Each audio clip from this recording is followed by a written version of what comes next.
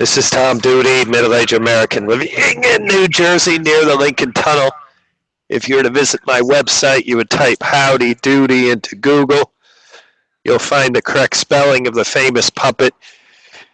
You then combine Tom Duty in a Google search from my site, special presentation from my cousin Meg.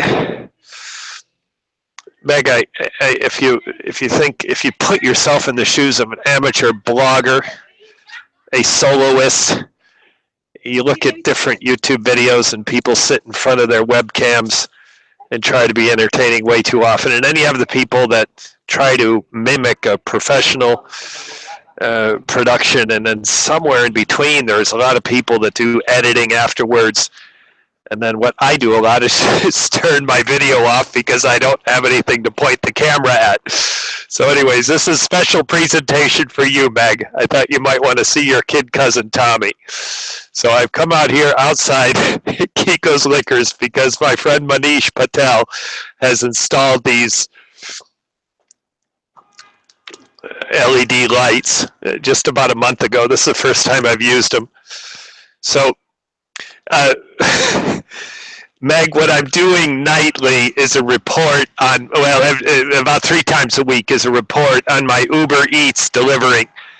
And I had the idea that I would do this intro for you.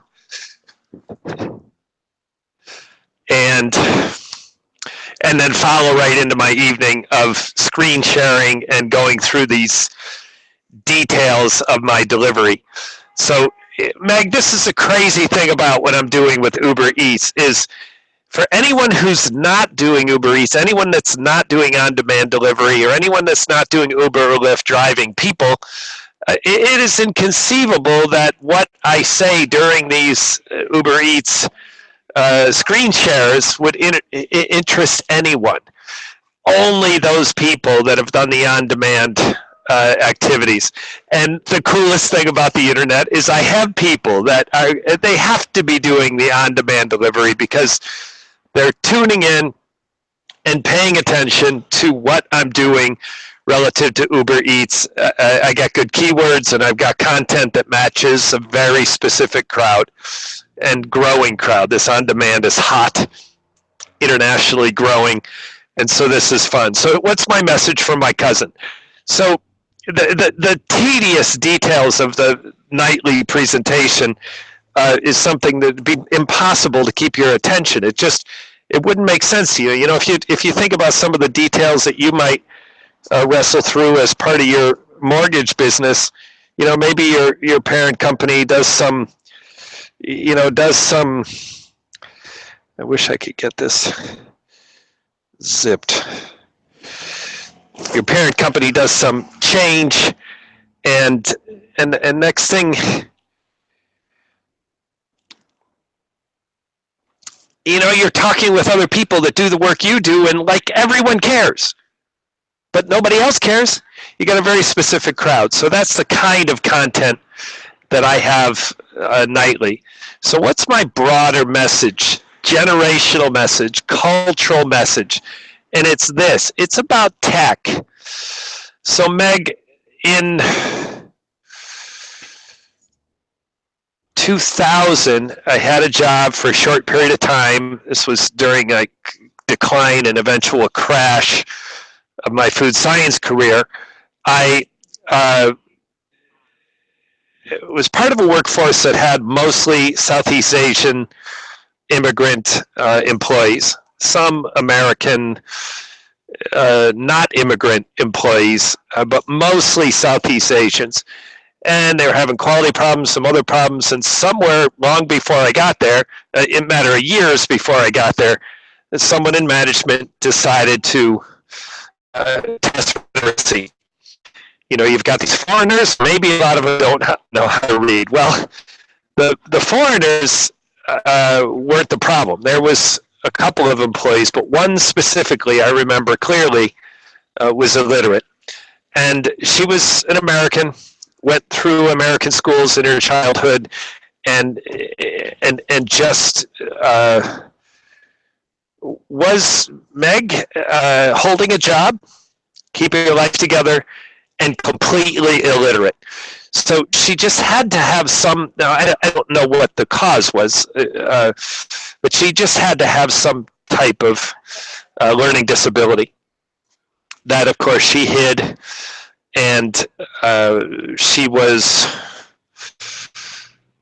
I was 40, and she was probably 60. So this woman is well into retirement years now. So my point is that we, through these circumstantial events, her being part of a workforce that was mostly Southeast Asian, mostly immigrants, were suspected to have problems with literacy in English.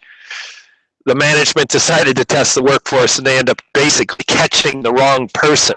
They caught a person for being illiterate that was not the person they expected to catch. And so I think about that woman. I think about how she hid her illiteracy. Meg, she had a quality problem that I had to investigate, and I knew that she was illiterate. And I remember talking to her, and I didn't press her. I didn't want to embarrass her, but there were questions I asked that kind of pointed to her abilities and why she had effed up what she had effed up. And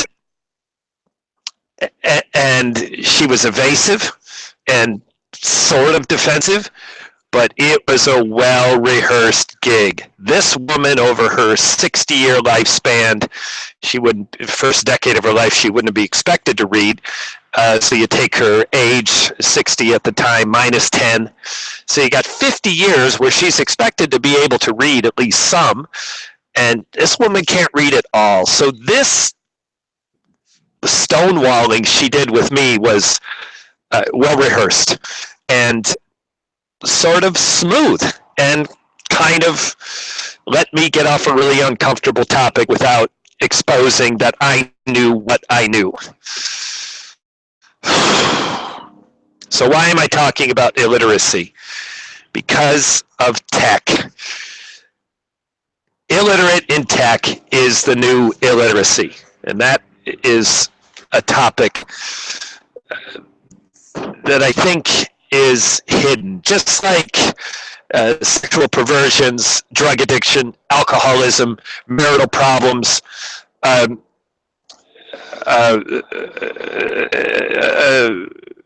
sexual orientation, transgender. I think I said drug addiction, alcohol problems. I think I kind of got most of them. These things are hidden. Well, tech is, of course, not as damaging and as threatening as some of these other more serious things, disrupting things that I listened. But people hide their tech illiteracy, like this woman hid her illiteracy. And this is how I know it, because I am taking cold calls off the internet for people who type DHL and they push dial. And some people in Arizona, and some people more in Arizona because of a little bit of money that my friend Adam and I are spending out there on marketing. So it's a balance now between New Jersey and Arizona. Ding, the phone calls, and I say, Tom Duty, DHL, can I help you? So these people know nothing about me. They don't even know I'm in New Jersey. And I had one conversation with a woman who was not sending something. She was looking for a package. It had already been sent. She was the receiver. It was a foreign package sent to her in Arizona. She ends up dialing me in New Jersey, thinking she's calling the company, someone who can help her. I'm an authorized shipper, so I can't help her. And I said, I was feeling generous. I had a little bit of slack time. So I said, well, what do you have? And she had an email that described some problem that she didn't understand. I said, well, are you on a cell phone? Yes. I said, I'll text you. I need my email address. Send me the email. I'll see what I can do. And again, Meg, I'm an authorized shipper. So this woman is not a prospective client. She's not going to be a customer of Adam in Arizona. So I'm just feeling generous by doing this. She says, I'm not good at cutting and pasting. Oh. She's not good at cutting and pasting. So this is what, if you can't cut and paste, if you can't take an email address off of a text and put it into an email and forward email, I'm declaring, I hope not offending anyone, I certainly know I'm not offending you, Meg, I consider that technically illiterate. Now, there's more advanced skills that people don't have, and it's fine, but there are some basics that you just have to have in a modern world. So somehow we got I think I gave her my email address. I said, send me the email. She agreed to do it, and then the phone call ended, and hours later I thought, I didn't get that email. So this woman panicked, and the idea that I had asked her to cut and paste was a little over the top. I felt like I was facing this 60-year-old woman in 2000 who was illiterate. I knew it. She didn't know I knew it, but she was stonewalling me. The woman who called about DHL, technically illiterate. She can't cut and paste, and she panicked. There was emotional reaction to it. Now, people our age, Meg, tend to say things like, oh, younger people, my son, my daughter, my grandson, granddaughter, oh, they're so good at this stuff. Well, you know what? They're not. If you're 50 and you're claiming a teenager is better at all this tech than you are, remember Bill Gates is our age, Meg, a little older than both of us, but close to our age, certainly closer to our age than a teenager. So we don't have an excuse to be technically illiterate, though people our age use one as if it's legitimate. It's one way to hide. So, Meg, here's my point. I tie this illiteracy with technical illiteracy. The excuse that people our age are used to be able to be technically illiterate. And here's the thing about millennials. They are credited for being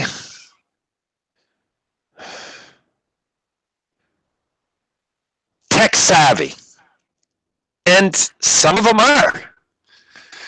But just like illiteracy, just like hidden problems, codependency, all the demons that I listed, people hide these things. So not all millennials are technical savvy. So what's bad about people our age who are technically illiterate? Yeah, we can kind of get away with it. Whatever.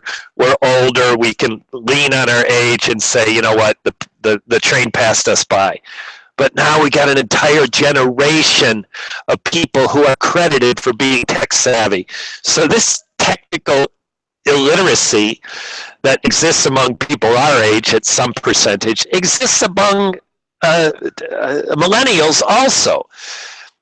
And it's not a serious problem. I'm not advocating for anything. I'm not asking you to do anything about it, but you're a mother of a couple of millennials, and if David were alive today, I'm declaring he would not be a millennial. I don't really know where the cutoff is, but I just feel he would be too old.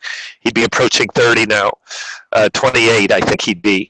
So he never became a millennial because he didn't live that long. He didn't live out of his teenage years. So David, alive or dead, is crossed off the list.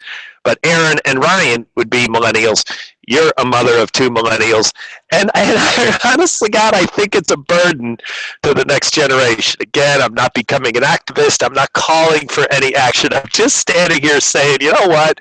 What can I tell my cousin Meg? So how does it tie into this Uber Eats? Meg, if you would do Uber Eats like I'm doing, just a couple of deliveries, you just can't believe how much fun it is. It ties in technology to emotion, to deadline, to expectations, and you're all alone.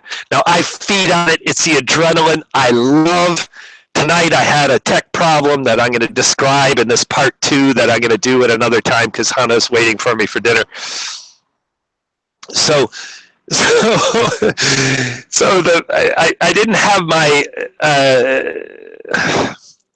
I'm not going to describe the problem, it'll take too long. But I had a tech problem, so all of a sudden I have hot food from Sabor, Veracruz, and I don't know where it goes.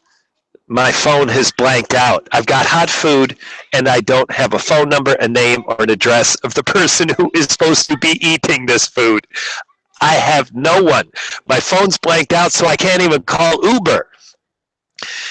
So I remedied that problem, and the food was hot, and the customers were not pissed off. I don't have a rating from them yet, but I don't foresee a problem. So, anyways, if you want to put a feather in your cap, Meg, if you want to put something on your tech resume to basically say, I'm not technically illiterate, I know you're not, but not everyone does. And if you did Uber Eats, I'm telling you, you cannot be a tech phobic and also do Uber Eats or Postmates or DoorDash or any of these hot on-demand things, Lyft, Uber delivery, Uber driving. Anyways, that's my message from New Jersey to California, Meg. And I don't know what this video is going to look like. I am going to check it. I don't always check the videos that I do, but Manish Patel's new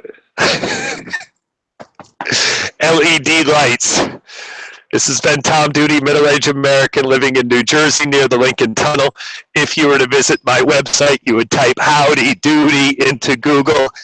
You'll find the correct spelling of the famous puppet. You then combine Tom Duty in a Google search for my site.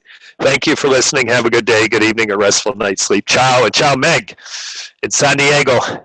Buenas noches.